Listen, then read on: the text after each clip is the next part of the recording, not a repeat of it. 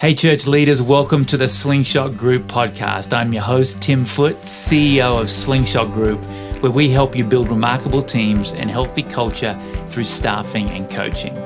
And for our conversation today, I'm joined by Kadi Cole. Kadi Cole is a leadership expert. She's a leadership coach. She works with great leaders, organizations, and teams all across the country. She's also a strategic partner for Slingshot Group. We partner with Kadi Cole and Company to place great female leaders on teams and in organizations. Because everybody wants to build a remarkable team, but often we're missing people that are sitting right in front of us. Kadi's going to challenge us on how to think differently about how we build our teams and how we help specifically female leaders thrive and how that can catapult our team and mission forward. Can't wait for you to hear this conversation with Kadi Cole. Well, hey, Kadi, it's so good to have you on the podcast today. And I just have to say, so much respect for your work and how you build into leaders. And we've felt this personally at Slingshot because you coach one of our VPs of one of our search and coaching divisions. And then we've come across so many leaders you've invested in, done life plans for, and then your writing has touched so many that we talk with. And so we're just grateful to have you with us today. Well, thank you so much, Tim. I'm excited also to be working with you guys, moving things forward in the kingdom, and really honored to be here today. So thanks for having me on the podcast. Well, thanks, Kadi. You've got 25 plus years studying leadership, organizational development, working in executive leadership in churches and organizations like Leadership Network. You've authored 3 amazing books. And to help our listeners get to know you, I want to kick off with some rapid fire questions, but I'm going to reserve the right to dig a little deeper if I need to on any of these rapid fire questions. Is that okay? Okay, I'm ready. Go for it. Okay. So let's start with, you currently live in sunny Florida, or I don't know that the sun is out right now. Have you always lived there? I have not always lived here. I moved here after college to take my first big professional job, but I actually am a Pacific Northwest girl. I grew up in Montana, in Missoula, and then went to college in Tacoma, Washington, near Seattle. Wow, you've been all over the place. What was your first job in your career path? So I actually went to college to study nursing, and my first big job, which even though I've been in ministry now, I really do feel like it was the start of my ministry because I worked at a VA hospital here in South Florida in the inpatient locked psychiatric unit, which is a totally unusual way to get started, but ended up being great training for ministry. So all of those issues, teamwork, confidentiality, helping people understand the difference between a mental health crisis and a spiritual crisis. Those things got kind of forged in my mind and experience really early on. That has really served me well in a ministry career. I bet it has. Kadi, what book have you read that's had a big impact or the biggest impact on your life? Boy, I am a big reader, so I have a lot of them. I would say the one that I've returned to over and over again is Henry Cloud's Necessary Endings, a fantastic book for life and leadership. I just think there's so many wonderful principles. It's really based off the book of Proverbs and so much wisdom. And I've returned to that book a lot. I've recommended it, probably the number one book I recommend to other people. Great. Favorite season of the year? Boy, in Florida, it's all one big summer. So I'd have to reach back to my childhood and go with fall. Fall, when everything starts to get really crisp, you can wear layers, but you're not really freezing just yet. That's like perfect season to me. I'm tracking with you, Kadi, because you know I'm in the Denver area. Definitely fall. Yes, on that. Beautiful fall there. Oh, favorite city to visit? Oh, Seattle. Best piece of advice you've received? Oh, Bill like a boy. Interesting. We might dig into that a little bit in a minute. What's the best team you've ever been a part of and why? When I first moved to Florida, I was in my 20s. I was working full time at the hospital, but I was a part of a church plant really, but we were about 800 people. And so there were a couple full-time people, a couple part-time people, but most of us were, I would consider us bivocational. We all had full-time jobs, but we were giving 20 to 40 hours a week in ministry. And that team of people at that kind of size church and at that growth trajectory was just one of the most exciting and personally fulfilling seasons, both in terms of fruit in the kingdom and fruit in the relationships we had with one another. That's great. What about one of the most challenging teams you've served on? And you probably have to be anonymous here, of course, and maybe just talk about some things that made it challenging. I've had a handful of challenging teams, and I would say the themes of that would be where there was a lack of communication around people's expectations of their jobs. And so that caused a lot of disunity that felt personal and relational. But when I really kind of peeled things back, probably in all three of those situations, we all were operating under different understanding of our own job and everybody else's job. So we were bumping into each other a lot. That motivates a lot of my probably practice and leadership training, is really getting down to the nitty-gritties and the responsibility of a leader to articulate for the team and the people where the boundaries are, where the lines are, what we can expect from each other. And if we don't like the expectations, let's renegotiate them. But until we renegotiate it, we need to have clarity around what we're operating under with each other. Absolutely. And we obviously talk a lot about teams. That's what I want to dig into today. And we'll move away from the rapid fire questions now and dig a little deeper. Mentioned earlier, you've written 3 incredible books, one of which is on the important and sometimes controversial topic of developing women leaders in the church. So what led you to write Developing Female Leaders? Well, I always say I'm an unusual candidate for this, even though I've been a leader in ministry for a long time, and obviously I'm a female. I really spent most of my leadership kind of unaware of the challenges that women face, including the challenges I faced. And so as I was serving in ministry, I worked in a couple of very large churches on the executive team. After about 20 years of that, I started working with Leadership Network and consulting churches and working with coaching leaders. And we kept running into this issue of having enough leaders to launch a campus or do a new initiative or add to our team. Like we had holes and we wanted great leaders to come up, and we just didn't have enough qualified leaders. And that was the universal problem for almost everyone I was encountering. As we kind of popped the HR hood on that, we started to see that there were a lot of women leaders who were kind of dropping off in the developmental pipeline. And I was so curious about that and kind of shocked at it, because I was someone who just sort of went right through that. And it was hard for me to understand why that wasn't happening every other place. And so I started doing a lot of research.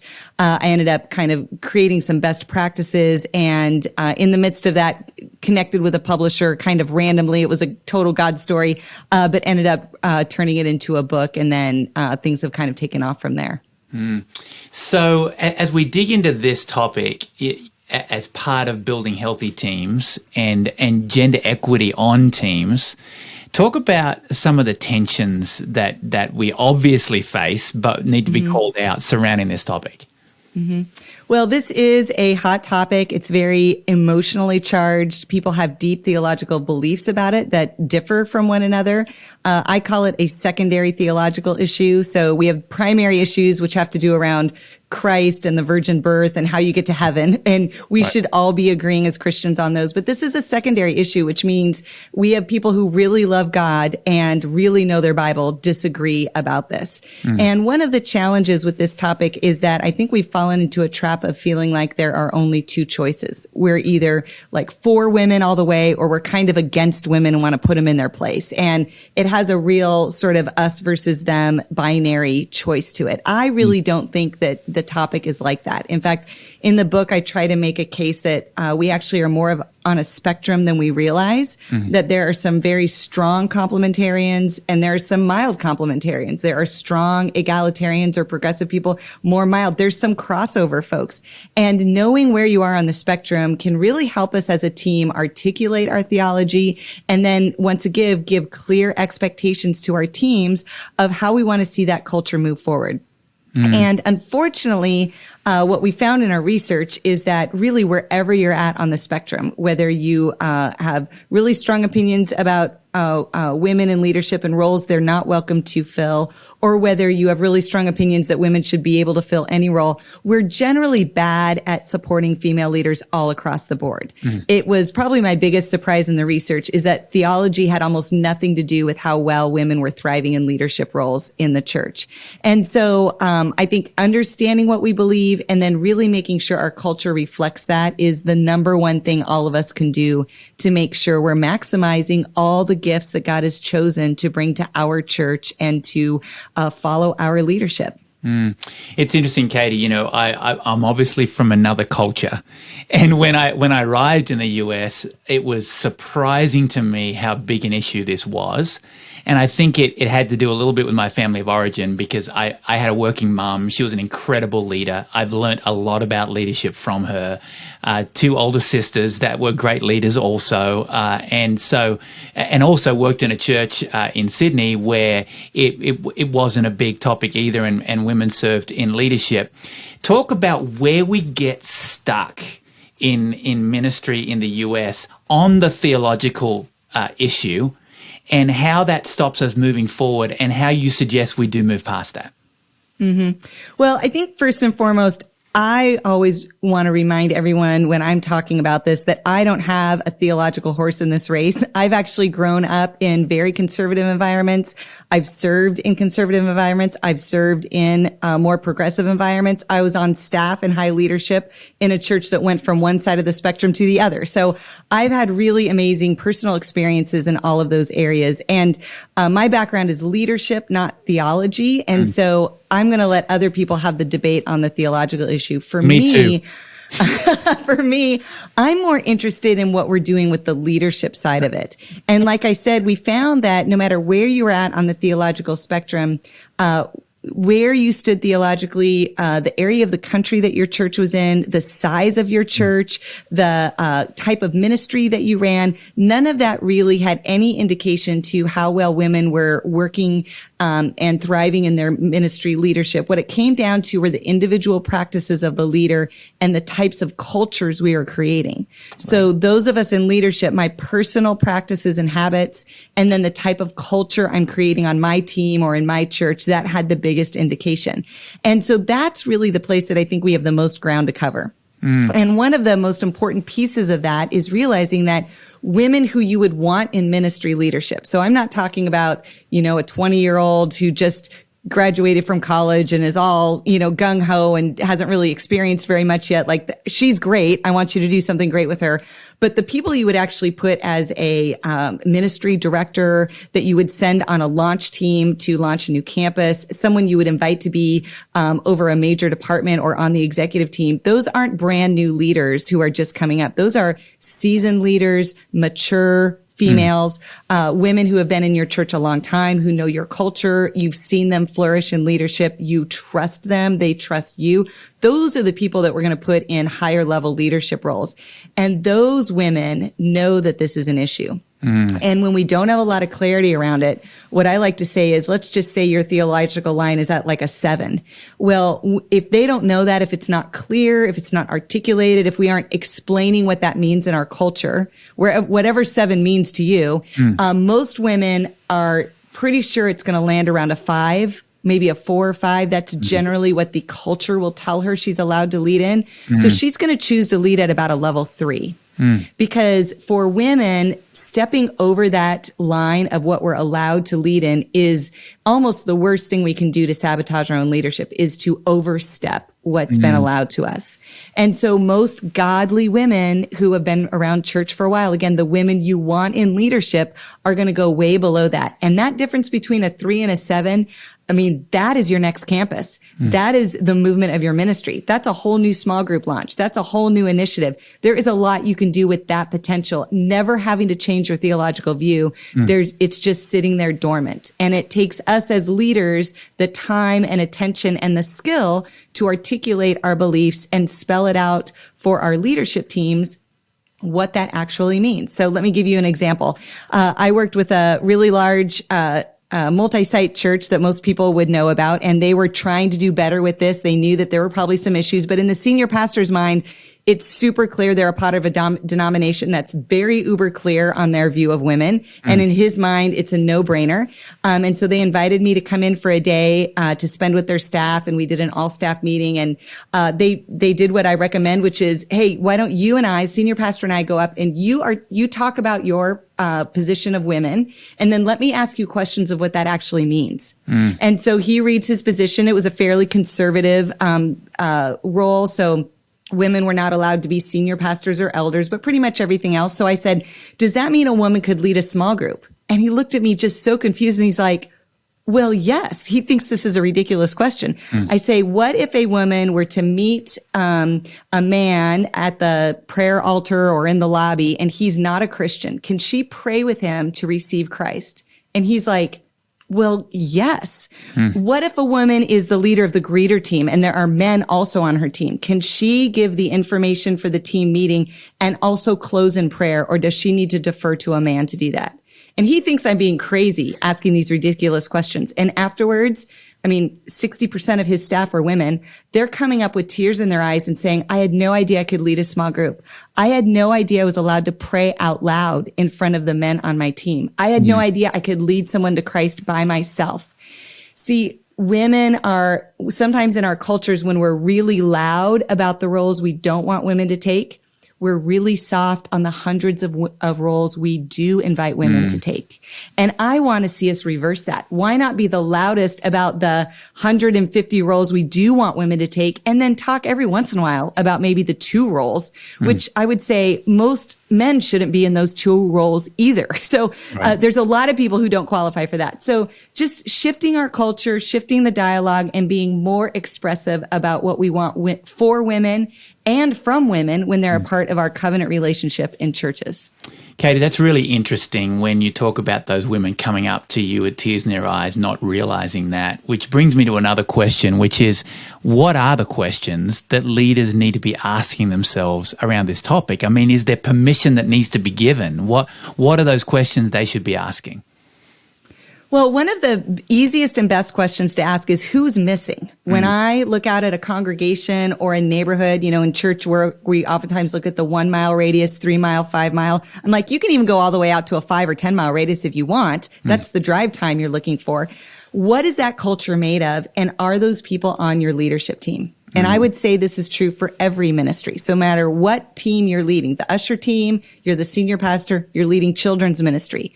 Do your teams and the leaders you're recruiting reflect the community you serve in your congregation and the community at large you're trying to reach? And the reason we ask that question is because it's reflective of the way we're thinking about our ministries, the perspectives we're using to plan our strategies, the way we naturally talk about things, the examples we use. All of that is indicative of the kind of passive or unconscious voice and decision-making we're using. The more we can have people in those decision-making rooms reflect the people we're serving, the closer we're going to get that our first guess on the next thing to try is going to hit with the people we're trying to serve. So that's the first question. Who's missing? And I always challenge everybody on this. So even if you're a children's ministry director out there, is your team made up of only 30-year-old moms? You probably need some diversity. You're communicating a lot to a generation when they only get taught the Bible by women in children's ministry and only taught the Bible by men in student ministry. We're giving an unintended message when we aren't really being clear and intentional about that in all of our teams. I think a second one is to ask women, it could be any minority in your church, but in this topic, we're talking specifically about women, is to ask the women leaders that you're close to and say, what is it like to be a female leader here? Or what is it like to be a female leader under my leadership? And I would just say this is a very courageous question that a lot of people choose not to ask. But it is so insightful. And I don't just mean every woman that you know, and it might not be your wife. I'm saying the women that are leading, the women who have people following, the ones that show up early, the ones who always deliver, the ones you count on to pull it off even at the last minute. the ones who are running, $1 million business and driving a pink Cadillac and running a school and are a doctor and a lawyer. Like, who are the leaders and what is their experience in your church? It might even be women who aren't serving very much in your church. They probably have the most insight. There's probably a reason you aren't able to harness their giftedness in your local church.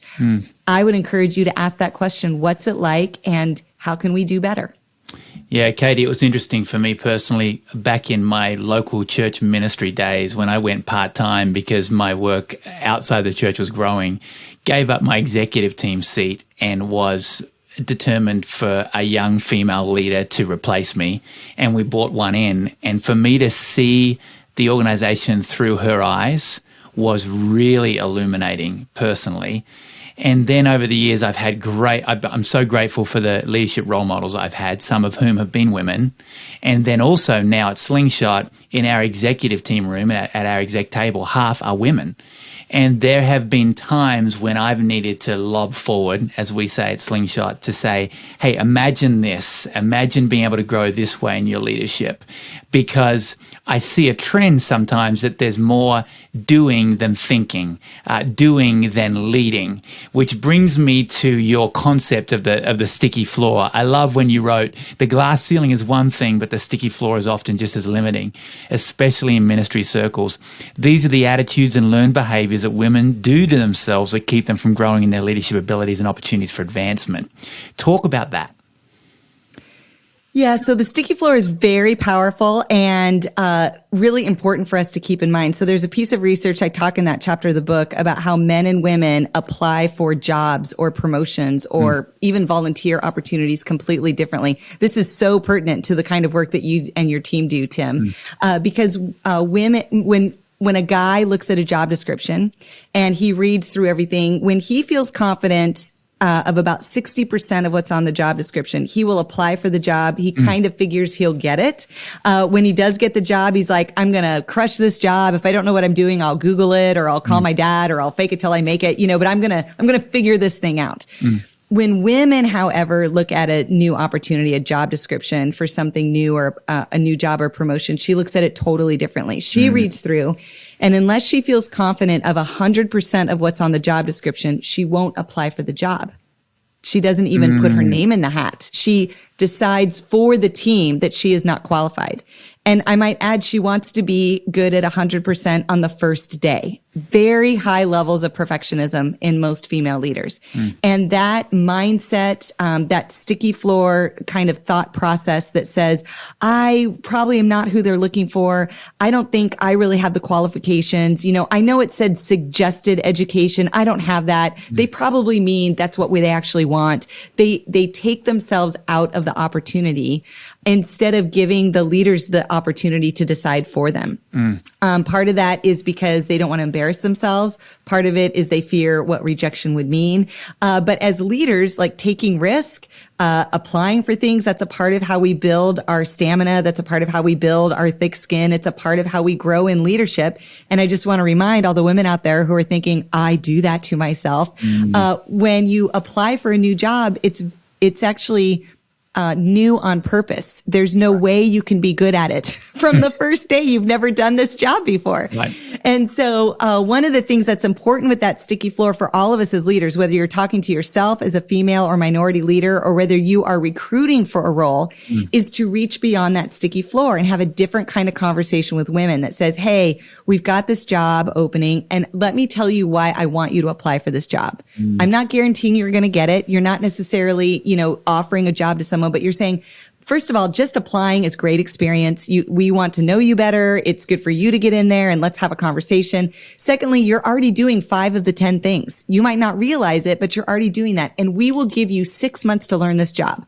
We're going to let you shadow. We're going to give you training. We don't expect you to be good at this for at least 2 years before you're really nailing this job. Like all of us who have hired, we know that, right? You hire someone and you're like, they're not going to be firing on all cylinders till like 6 months or a year, maybe even 2 to 3 years from now, articulating that, especially to a female candidate, so she can have a more honest and right-sized view of the expectations of this job instead of looking at it through that sticky floor, which is putting a lot of pressure and a lot of perfectionism on her that she then takes herself out of the running. It must be so frustrating at times, Katie, to see how great leadership is missed because of this, and rewarding for you to be able to unleash that in just leaders' minds. You're on the front line talking with leaders who are trying to do a better job with their team, trying to build healthier teams, high-performance teams. For the leaders and teams that are getting this right and seeing breakthrough in this area, what are they doing that others are not doing? Well, one of the first thing, and I would encourage this of everybody, is to take a look at your pay equity scale and make sure you're giving equal pay for equal work. I was a product of being in a system that really my senior pastors had no idea I was getting paid less, getting fewer benefits, not receiving a housing allowance. And I was new to ministry. I didn't know to ask for any of those things. Like, I knew to negotiate my salary and my vacation, but I had no idea there were all these other benefits in the ministry world that most secular jobs don't offer. Things like, insurance for your whole family or things like that I just didn't realize were kind of standard operating.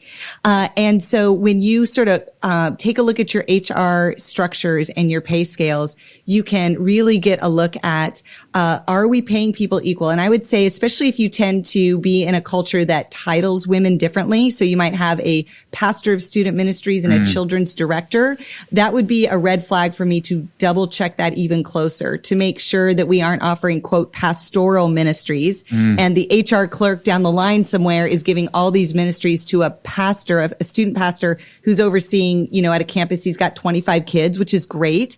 And you're not giving those kind of benefits to a children's director at another campus who's overseeing 350 kids and 100 volunteers, right? The value of those two worlds are actually different. So equal pay is a minimum. I would even encourage that the children's director has a more substantial role in the influence of a campus if her ministry is that size compared to 25 students. So just making sure, I always call it passing the red face test, that if all of your staff got to open up your salary rolls, would your face turn red? Or does it make sense? Can you look at that and be like, well, this is why? And everybody goes, well, I don't like it, but that makes sense. So just making sure that we've got those things. That's the easiest one to do because it's so concrete. And there's really not a lot of disagreement about it. It's not subjective. It's very objective. And I would say if you have areas like that, to use your elders and their leadership to help give some good insight and accountability to that, to make sure you're an equitable place to work. I think, go ahead. I was going to say, you can't afford to lose great leaders. We're doing a lot of those, having a lot of those conversations, Katie, about comp equity and doing comp studies real time with organizations, because it's going to cost you more to lose them, find somebody else, pay that new person more, keep the great leaders that you have. And that's coming from a staffing company. Yes, absolutely. Well, the cost of turnover is huge, but I would also say, this has always been an issue of really just right and wrong, and legality, by the way. These are not things a church wants to be sued over. But the other thing is, I really think from a ministry strategy perspective, post-COVID now, this next generation and this next cultural expression of church, most people, especially people who are new to Christ or new to church, are simply not going to tolerate communities where there is discrimination. It's no longer an option. We don't really get to plead the case of ignorance or unconscious bias anymore. We're all well aware of these things. And people are looking for a place that has a John 17 unity to it, right? Jesus told us this is actually how we will stand out as a place where God loves people and sent his son, is this kind of unity and oneness. And when we clearly, simply through paperwork, can show that we're not doing that, those are things that are really going to come and come back to hurt churches long term in their evangelism and in their outreach strategies. So, Katie, speak to the leader who's listening to this right now, who wants to be more intentional in developing female leaders and growing the diversity of their organization, but doesn't know where to start. What are some practical steps they can take today? Well, the first is to start looking at your own personal practices, right? That's where we have the most control, is our own behavior. So I would say, look at your own team, look at your own leadership language, look at the way you operate with people. Are you someone who has a tendency to go with affinity? Do you tend to hire people you click with, people who are like you, people who think like you? Usually, leadership has more productivity, more creativity. We make better solutions. We have more long-standing problem solving when we have diversity of thought.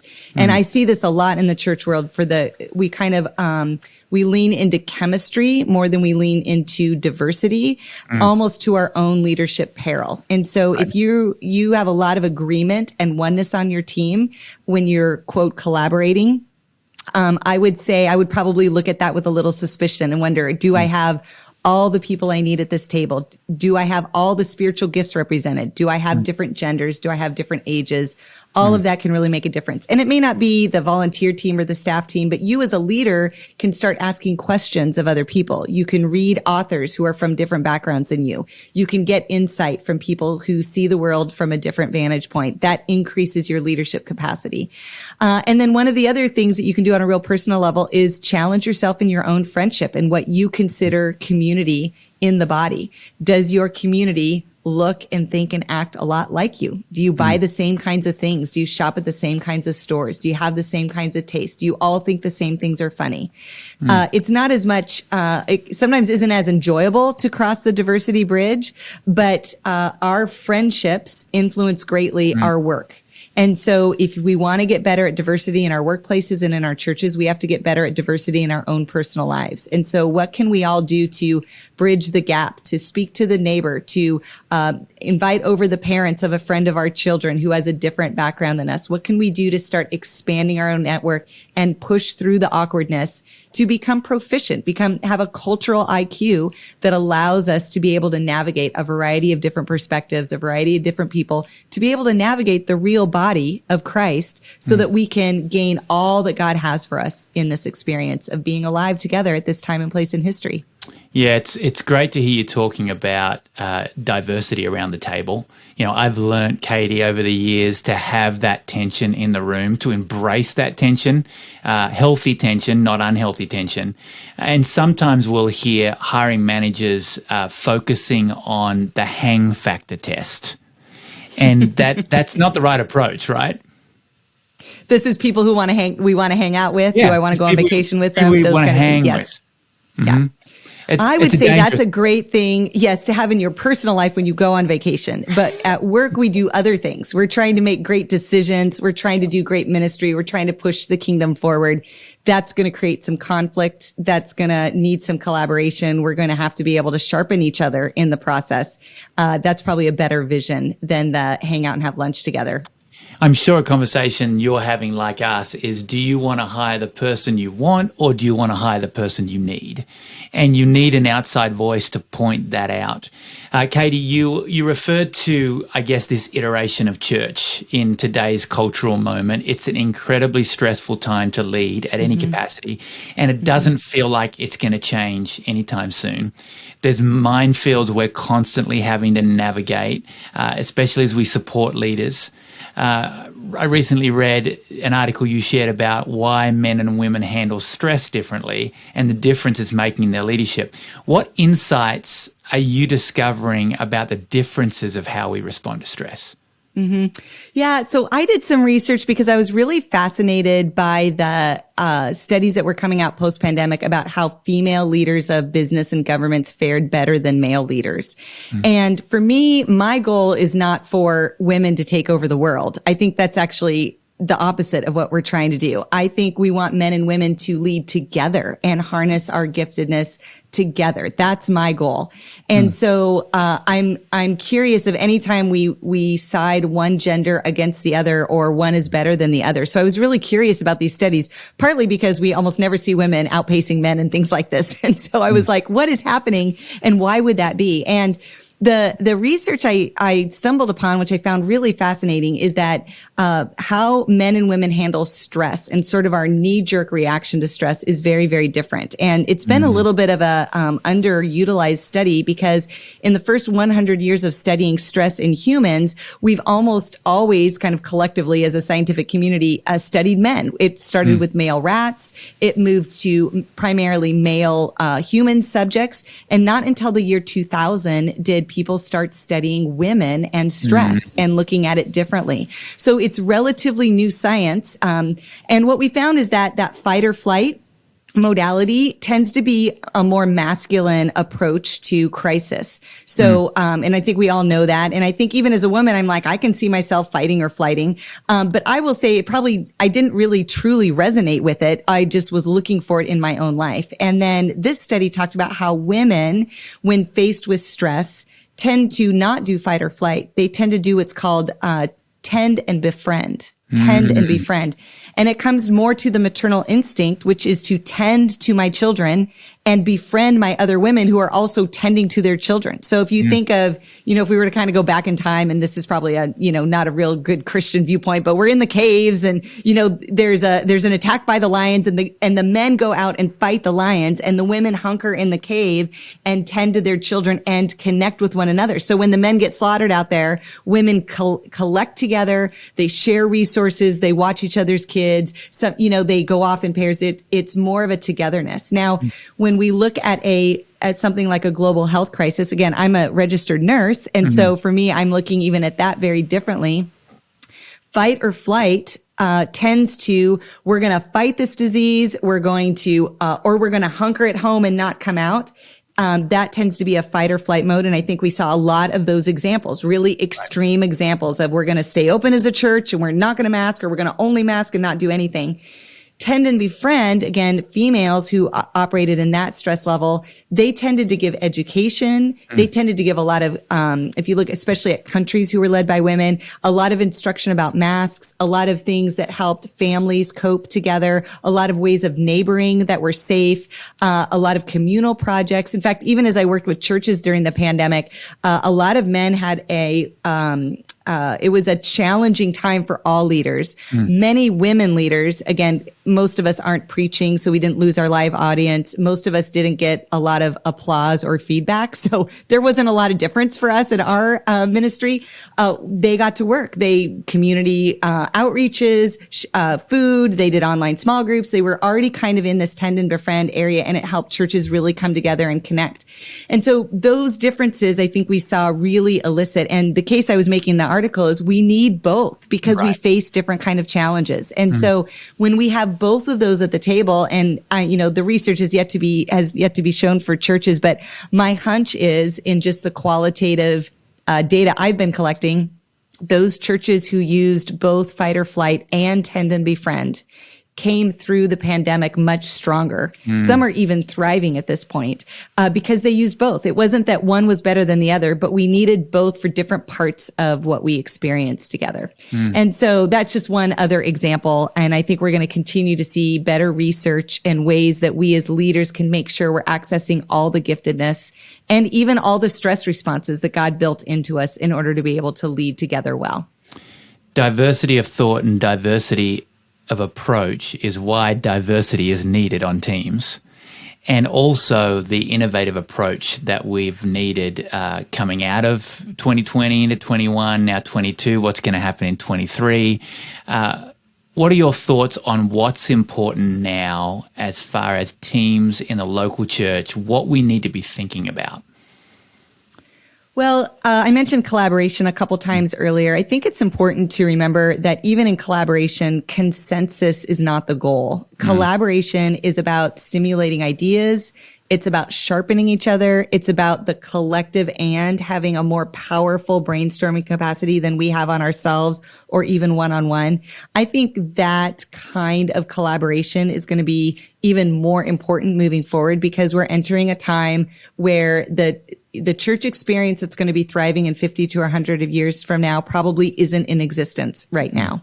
And so if we're in leadership right now, we are stewards of innovation. We are stewards of the next iteration of church. We've been through several since the New Testament started that we're in the midst of defining the new one.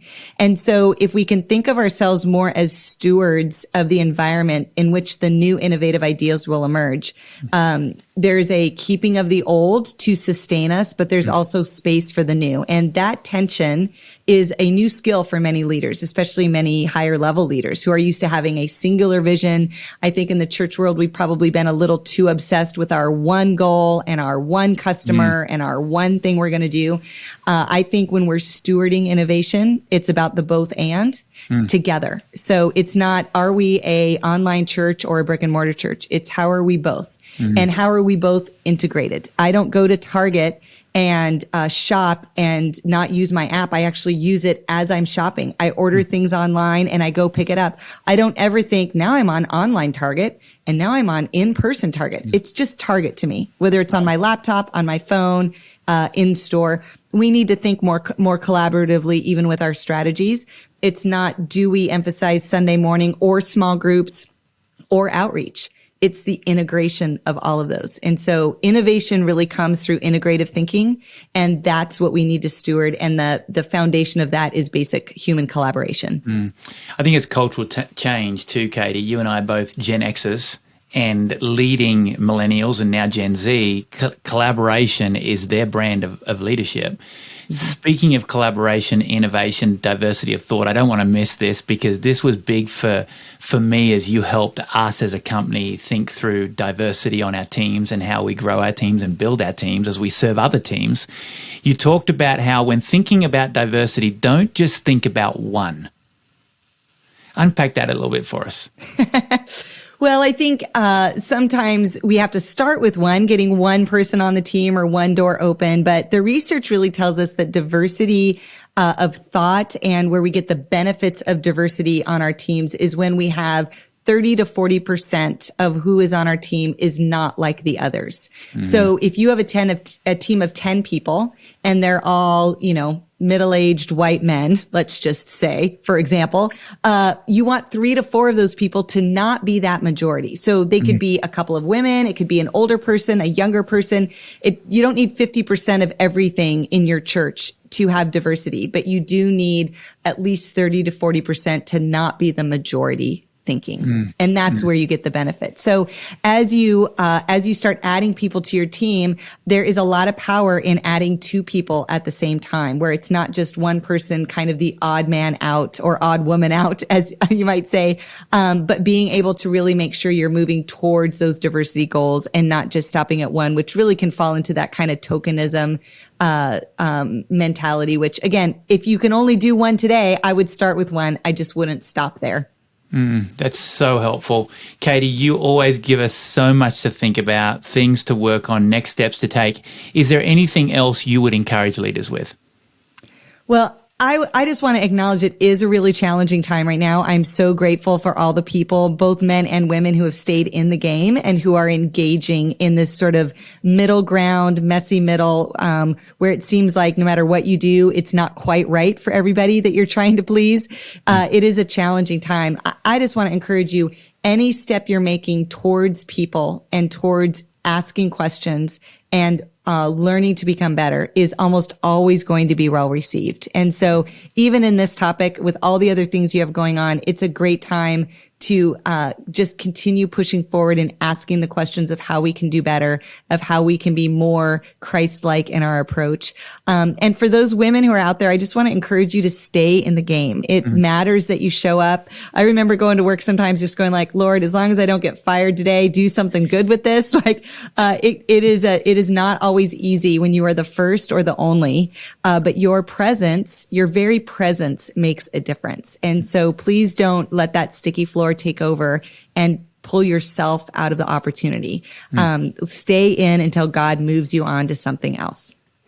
Katie, thank you so much for how you have pioneered the way for many, many great leaders and how you continue to invest in leaders and teams. And thank you for having this conversation today. Thank you so much, Tim. I appreciate you and all your team and all you're doing for the kingdom. Thanks, Katie. Thanks for listening. I hope this conversation with Kadi Cole will help clarify some next steps for you as you build your team. Be sure to check out the show notes for ways that you can connect with Katie and check out some of the resources we'll make available for you. And if you enjoyed this episode, please subscribe, leave a review on Apple Podcast or wherever you're listening to this episode today, and please share it with another leader. Thanks again, and until next time, stay curious and reach for the remarkable.